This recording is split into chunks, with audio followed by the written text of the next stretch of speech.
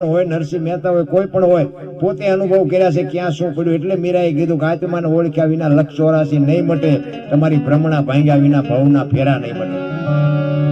આત્માની ઓળખાણ બાપુ કરવી કેવી રીતે?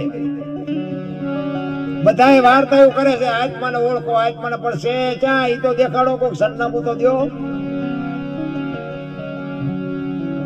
ભજન કરો પછી ઊંધા માથે થવું, ભજન કેમ કરવું ઈ તો કયો.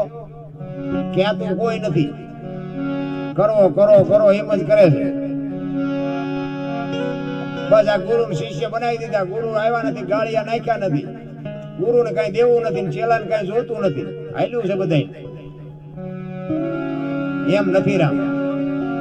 બહુ અલૌકિક વસ્તુ છે. તમારો ને મારો આ માણસનો અવતાર મળ્યો ને એ કઈક અલૌકિક વસ્તુ છે. સવારામ બાપાએ 7 સલામ કીધી ને, એમાં ચોથી સલામ કીધી, તમે કોક દે સાંભળજો. ચોથી સલામ 4 ખાણી 1 બીજની જગબંધાણી પરખો અવિનાશી છે, એમાં ચોથી સલામ નો મોટો મહિમા.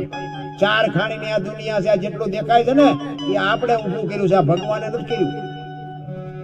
4 ખાણી ની આ દુનિયા છે. ઓર થી જન્મે, ગર્ભ થી જન્મે, ઈંડા થી જન્મે અને પાણી થી જન્મે, આ 4 ખાણી ની દુનિયા.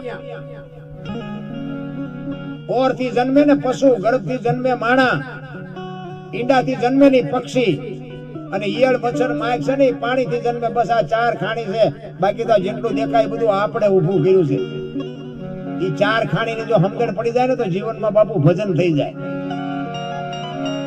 આપણે કોણ છીએ ખબર નથી.